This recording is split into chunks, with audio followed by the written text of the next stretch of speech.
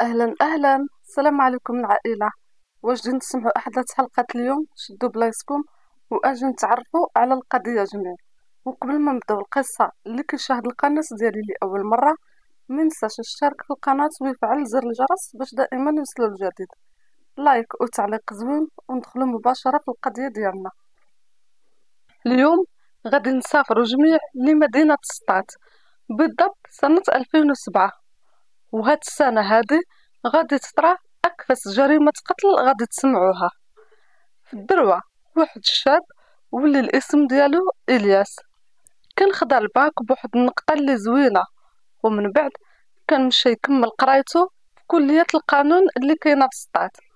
وبحكم أنه من الدروة وسطات بعادين على بعضياتهم، فما كانش يمكن ليه يدير لانافيت كل نهار، غادي يضطر أنه يقلب على الكرا في سطات. بقى كيقلب، لقى واحد الدار في حي الشعبي، وغادي يكونوا معاه جوج ديال الدراري اللي كيقراو معاه في نفس الجامعة. كراو داك الدار بثلاثة بيهم بالثمن ديال 750 درهم، وكان كل واحد كيحط داكشي اللي كان جايو في الكرا. وبالنسبة للماكلة فكانوا حتى هي مشاركين في المصاريف ديالها. إلياس كان واحد الشاب اللي خلوق، كيقرا مزيان، كان من الدار للجامعة ومن الجامعة للدار. والوقت اللي كان كيكون عنده خاوي وسط لافاك مثلا كتكون عنده واحد الساعة أو ساعة ونص خاوي، ومن بعد كتكون عنده واحد الحصة أخرى، فكان كيمشي للبيبليوتيك كيقرا فيه شوية، حيت كان الحلم ديالو هو يكمل قرايته ويدير داكشي اللي هو بغا. إلياس دوز الدورة الأولى كاملة هكا حتى غادي توصل الدورة الثانية، وغادي يتعرف على بنت مولات الدار اللي كاريه ليه، واللي كان الاسم ديالها مروة، والعمر ديالها كان 18 سنة ديك الساعة. غادي يديروا علاقة مع بعضياتهم ويبداو يتلاقاو على برا، وبعد المرات كانوا كيخرجوا برا المنطقة اللي هما ساكنين فيها. وكانت ملي ما كانتش كتكون الام ديالها في الدار، كتغتنم الفرصة وكتهبط عند إلياس للدار لتحت الشومبر ديالو اللي هو كاري، كدوز معاه وقيته، ومن بعد كتطلع بحالها للدار قبل ما تجي الأم ديالها. غادي يبقاو مستمرين في هاد العلاقة هادي حتى كدوز مدة، حتى لواحد النهار مولات الدار بدات كتقلب على بنتها وتعيط ليها، ولكن ما كتجاوبهاش حيت هي كانت برا. وملي رجعت هي للدار ما لقاتهاش. هاد الشي خلاها تمشي تسول صحاباتها وتسول الجيران، ولكن اللي سولاتو حتى شي واحد ما كيعطيها راس الخيط ولا كيقول لها شفتها. من بعد داك التقلب الطويل على برا غادي ترجع للدار ديالها، وملي غادي تبغي تطلع للدار ديالها كيبان ليها الباب ديال البرطمه ديال السفلي اللي كاريه لدوك الطلبه محلول. بدات كتعيط لدوك الدراري، ولكن حتى شي واحد ما غادي يجاوبها. وهنا مولات الدار غادي تجرأ وتدخل لقلب الدار باش هكا تسولهم، ولكن ملي كتدخل كتشوف أبشع منظر ممكن أي أم تشوفه. غادي تلقى بنتها ناعسة في قلب الدار ومغطية بمانطا. بقات كتغوت على بنتها وتقول لها أشنو كديري هنا، ولكن البنت ما كانش كتجاوب. وبمجرد ما غادي تقرب لبنتها غادي تلقاها جثة هامدة. غادي تغوت هنايا غير غوتة وحدة حتى يتجمعوا الجيران.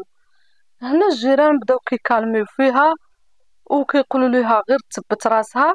من بعد ما غادي تثبت راسها وتستعقل شويه غادي تتصل برجال الشرطه. البوليس بمجرد ما وصلتهم هاد الاخباريه هادي غادي ينتقلوا لعين المكان باش يشوفوا ملابسات هاد القضيه هادي وشكون اللي دار في هاد البنت هادي هاد الحاله. حضروا رجال الشرطه وفعلا لقاو البنت ميته ومغطيه، ومن الشوفه الاولى ما كتبان لهم لا ذبيحه ولا دم، ولكن بين اثار العنف اللي كاين في العنق ديال الضحيه اولا ديال البنت، واللي كيبين انه البنت ماتت مخنوقه. واللي دار فيها هاد الحاله هادي تعدى عليها عاد خنقها، حيت لقاو اثار ديال حمض نووي ديال شي واحد في الجسد ديال البنت. غادي ياخدو كاع داكشي اللي غادي ياخدو من بصمات ومن اي حاجه، واللي كذلك غادي تعاونهم في البحث وغادي يبقاو يتسناو دوك الطلبة حتى يجيو. رسلوا الجثة لمستودع الأموات، وحتى داك الحمض النووي اللي لقاو رسلوه حتى هو المختبر الجنايات باش يعرفوه ديال من. وبقاو كيتسناو دوك الشباب حتى غادي يتموا جايين بثلاثة بيهم. طارق اللي في العمر ديالو 21 سنة، كريم اللي حتى هو العمر ديالو 21 سنة، وإلياس اللي العمر ديالو 19 سنة. غادي يدخلوهم واحد بواحد، واللي دخل كيجلسوا معاه ويسولوه. اما الطلبه فما غادي يعرفوا باش تبلاو وعلاش البوليس كاينين وعلاش الدنيا مطوقه واشنو واقع. من بعد غادي يعرفوا بانه البنت كانت في الدار ميته وباللي شي حد تعدى عليها. الشرطه من بعد ما عزلوا دوك الطلبه كل واحد بوحدو باش يسولوه ويبحثوا معاه، وكل واحد كيكون بعيد على الاخر. غادي يسولو طارق فين كنتي، غادي يقول لهم باللي كنت في القهوة انا وكريم كنراجعوا الدروس ديالنا. قالوا لهم معاياش خرجتوا من الدار، قال لهم خرجنا من الدار تقريبا مع داك الجوج. بقينا جالسين في القهوة حتى كملنا المراجعة ديالنا وجينا. ياك لاباس اشنو كاين؟ قالوا له رجال الشرطة حنا اللي كنسولو هنايا ماشي نتوما خاصكم غير تجاوبوا على الأسئلة ديالنا فقط. هنايا سولو إلياس وانت فين كنتي؟ قال لهم اودي انا راه كنت في لافاك. قالوا ليه ومعاياش خرجتي؟ قال لهم مع داك الوحدة ونص. قالوا ليه واش متأكد؟ قال لهم راه كانت عندي الحصة مع الجوج وانا الوحدة ونص خرجت من الدار. قالوا ليه ايه ومن بعد؟ قال لهم من بعد ما مشيت وكملت القرايه ديالي كانت عندي واحد الساعه ونص خاويه، مشيت للبيبليوتيك كنراجع شويه، وملي ساليت رجعت بحالاتي حتى كنلقى هادشي قدامي. البوليس بمجرد ما سمعوا داك كانت عنده ساعه ونص خاويه قالوا القضيه فيها ان يقدر يكون هو اللي جا للدار ودار البنت هاد الحاله هادي ومن بعد رجع بحالته لافاك باش ما يثبتش عليه التهمه. غادي يخليوهم على جنب وغادي يجيبوا الام ويسولوها كيفاش حتى اكتشفتي الجثة بنتك. غادي تعاود لهم داكشي اللي قلت لكم، انها بقات كتقلب وتعيط على بنتها ما لقاتهاش ومن بعد دخلت لداك الدار حتى كتفاجأ بالمنظر اللي قدامها. قالوا ليها البوليس وانت فين كنتي لالا؟ قالت لهم انا راه خرجت نتسخر مع داك الوحده وجيت للدار مع الربعه، وانا راه كنت عالمه بنتي باللي غادي نتعطل شويه، وملي رجعت بديت كنعيط لبنتي ما لقيتهاش، وانا راه بنتي ما مولفاش ليها كتخرج كتبقى في الدار، وانا فاش كنرجع كنلقاها باقا كاينه في الدار، وحتى لا بغات تخرج كتقولها ليا وتشاور معايا عاد كتخرج. هادشي اللي خلاني مستغربه وبقيت كنقلب على البنت ديالي حتى ما لقيتهاش، وديك الساعه ملي دخلت لهنايا للدار كنتفاجأ بالمنظر واتصلت بكم. رجال الشرطه هنايا عرفوا الوقيته اولا المده الزمنيه اللي خرجت فيها الام ورجعت، يعني خرجت مع الوحده ورجعت مع الربعه. إلياس كيقول بأنه خرج من الدار مع الوحدة ونص، أما طارق وكريم فخرجوا من الدار مع الجوج. رجال الشرطة هنا يسولوا طارق وكريم شكون اللي خرج الأول، واش نتوما ولا إلياس؟ قالوا لهم حنا اللي خرجنا الأولين وخلينا إلياس باقي كاين في الدار، ولكن إلياس كيقول بأنه أنا الأول اللي خرج وخليت طارق وكريم من ورايا في الدار. البوليس هنايا كيلقاو تناقض في الكلام وشي باغي يلصقها بشي، وكل واحد كيقول لا انا اللي خرجت الاول والاخر اللي بقى في الدار، والاخر عاود كيقول لا انا اللي خرجت في الدار وخليتهم في الدار. وهذا الشيء هذا غادي يخليهم على انهم يمشيو يتبعوا الكذاب حتى لباب الدار ويشوفوا واش فعلا الهضره ديالهم بصح ولا لا. غادي يمشيو للقهوه اللي كان فيها كريم وطارق وغادي يسولوا واش فعلا كانوا جالسين تما ولا لا. هنا كيكتشفوا على انهم فعلا كانوا تما، ولكن الشخص اللي كان تما ما عطاهمش بالضبط معاياش كانوا في الكافي، حيت الساعه فاش جاو هما هو ما شاف لا في ساعة لا حتى شي حاجة.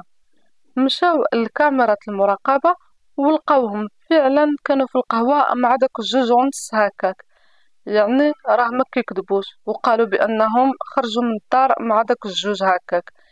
من بعد ما تاكدوا من هدرتهم غادي يمشيو دابا عند الياس، وغادي يمشيو معاه لافاك باش هكا يسولو واش فعلا كان تما. كيلقاو فعلا بانه الياس كان في لافاك مع داك الجوج، وداك الساعه ونص اللي كانت عنده فعلا كان في البيبليوتيك كيراجع. وهاد الشي هذا كان بالشهاده ديال المكلفه اللي كانت تما، وهي اللي قالت لهم الوقيته اللي دخل فيها والوقيته معاياش خرج. وحتى شي اصدقاء ديالو شهدوا معاه بانه فعلا كان تما، وباللي بقى معاهم تقريبا العشيه كامله حتى خرج مع الخمسة. وهي الوقيته اللي كانوا البوليس في الدار، وهي الوقيته اللي كان مشى فيها الياس للدار ولقاهم تماك. رجال الشرطه هنا كيقولوا الدراري كلهم عندهم مبررات الغياب، لكن هادشي ما غاديش يخليهم يفقدوا الامل، حيت عندهم داك العينه من الحمض النووي، وغادي يحاولوا ياخذوا عينه من عند الدراري بثلاثه ويشوفوا واش كاين شي تطابق ولا لا. غادي ياخذوا الحمض النووي من عند الدراري وغادي يرسلوه للمختبر الجنائي، وهو اللي غادي يعطي النتيجه ديالو. غادي يلقيو القبض على الدراري بثلاثه في انتظار نتائج المختبر تخرج. وفي هذا الأثناء رجال الشرطة غادي يعمقوا معاهم البحث، ولكن هما مصرين على كلامهم بأنهم ما دايرين والو.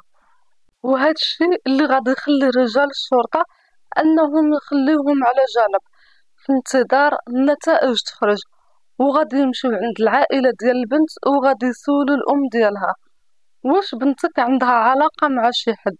غادي تقول لهم بأنه بنتها ما عندها علاقة مع حتى شي واحد. سولوها واش عمرها تخطبات، قالت لهم لا عمرها ما تخطبات ولا دق عليها شي واحد في الدار، وما كتقرا ما والو، هي غير جالسه في الدار ما بغات تعلم لا صنعه لا حتى شي حاجه. غادي يحاولوا البوليس هنايا يشوفوا لونطوغاج ديالها، الجيران، الناس صحاباتها، لان رجال الشرطه حطوا احتمال انه يقدر من مشاو دوك الدراري لافاك جا عندها شي حد دخل وتعدى عليها وحطها في داك الدار وبغى يسميها في دوك الدراري. وهذا الشيء هذا خلاهم داروا واحد الحملة داك الحي كامل ويشوفوا الناس اللي تما واللي يقدروا يكونوا مشتبه بهم، يعرفوهم في داك الوقيته فين كانوا وامتى جاو لداك البلاصه وفين كانوا. هنا غادي يعرفوا بانه الناس اللي كانوا تما ما عندهم حتى شي علاقه بالموضوع، وبانهم دوك الطلبه اللي عندهم هما المشكوك فيهم. غادي يدوز واحد المدة وغادي يخرجوا التحاليل، وهنا غادي نعرفوا شكون هو مول الفعلة. التحاليل كتبين بأنه كريم وطارق هما اللي تعداو على البنت وكرفسوا هذاك التكرفيصة، أما إلياس ما عنده حتى شي علاقة. من بعد ما غادي يواجهوهم بالأدلة غادي يقولوا لهم غير اعترفوا، راه ما عندكم فين تفلتوا، غير قولوا شنو درتوا ليها. هنا بالضبط غادي يعترفوا ويقولوا اشنا داروا في داك النهار. كيقولوا هما في المحضر ديالهم باللي هما دائما كيشوفوا مروة مع الياس كيخرجوا بجوج كيدخلوا بجوج وكيتواعدوا. وهذا الشيء هذا خلاهم يقولوا كيف كدير مع الياس غادي دير معاهم حتى هما. وهنا غادي يستغلوا الفرصة ديال الام ديالها ما كايناش، وهما عرفوها بانها خرجت وإلياس كان مشى لافاك، يعني الدار خاوية. عيطوا هنايا على البنت، هبطات عندهم لأنهم كيقولوا بلي البنت متفتحة وكتهدر وكتجمع معاهم كيف ما كتهدر مع إلياس. هنا قالوا ليها اجي ندخلوا للدار نهضروا مع بعضياتنا ونجمعوا. فعلا دخلت عندهم البنت للدار لداخل، وهنا غادي يبداو يحاولوا انهم يقلوا عليها الحياة.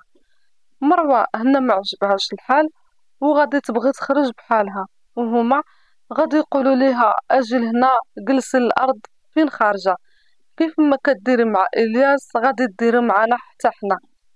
هي ما عجبهاش الحال وبقات كتغوت تما. سدوا ليها فمها وقالوا ليها الا زدتي غوته وحده غادي نصفيوها لك. هنا تعداو عليها بجوج بيهم وتكرفسوا عليها وبقاو قاجينها حتى غادي توفى. بقاو كيفكروا كيفاش غادي يتخلصوا من هاد الجثه هادي اللي قدامهم. كانوا حطوها فوق الفراش وغطاوها ومشاو للقهوه على اساس كانوا كيحفظوا تماك وما بخبارهم والو، وملي غادي يرجعوا غادي يديروا راسهم متفاجئين حتى هما ويلصقوها في الياس، بحكم الياس اللي عنده علاقه معها. وحتى لا سولو الجيران وصحاباتها يقدروا يقولوا لهم باللي هي والياس على علاقه مع بعضياتهم، وهما هكا غادي تبعد عليهم التهمه ويخرجوا من هاد الكارثه هادي بكل سهوله.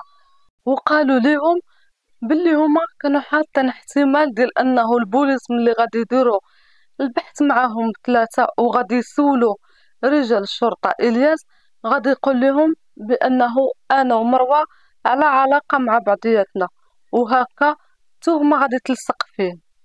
هادشي اللي خلاهم يفكروا هكا، وفعلا كانوا مشاو للقهوه وخلاو البنت هكاك، وكانوا كينتظروا بانه الياس هو اللي غادي تلصق فيه الجريمه. وكيف قلت لكم في الاحداث في الاول باللي كانوا مصرين يقولوا بانه الياس هو اخر واحد خرج من الدار باش هكا يلصقوها فيه، ولكن نساو بانه الروح عزيزه عند الله، والقاتل كيبان طوال الزمان ولا قصار. ونساو بانه حتى العلم راه هو تطور ومعهما اغبياء داروا فعلتهم وخلاو الاثار وبغاو يلصقوها في السيد. الحمد لله على انه الياس قدر يخرج منها وياخذ البراءه ديالو، حيت طارق وكريم اعترفوا بكاع داكشي المنسوب ليهم وكاع داكشي اللي داروه بالتفصيل. وهكا غادي يتقدموا للعداله بجوج وغادي يتحكم عليهم بالمؤبد بتهمه القتل العمد مع سبق الاصرار والترصد. وصلنا لنهايه القضيه، كنتمنى انها تنال الاعجاب ديالكم. خليت لكم الراحه، نتلاقاو في فيديو جديد. السلام عليكم.